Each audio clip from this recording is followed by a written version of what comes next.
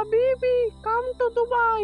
দিল না আমাকে বাংলাদেশেও থাকতে দিল না, এবং মোদিজি আমাকে ভারতেও থাকতে দিল না। এবারে দুর্গাপূজায় আমি মোদিজিকে ইলিশ মাছ উপহার দিতে পারিনি বলে আমাকে ভারত থেকে বের করে দিল। বের করে দিছে ভালো কথা, কিন্তু একটা বিমানও আমাকে ভাড়া করে দেয়নি। বিমান ছাড়া আমি কিভাবে অন্য দেশে যাব? তখন আমার মাথায় হঠাৎ একটা বুদ্ধি এলো। তারপর আমি কাউয়াকে ফোন দিলাম। কাউয়াকে ফোন দিয়ে বললাম, কাউয়া, তোমার পোষা খুব বড় দেখে একটা কাউয়া আমার জন্য পাঠাও। তারপর আমি কিভাবে দুবাইয়ে চলে আসলাম, এবার আপনারা নিশ্চয়ই দেখুন।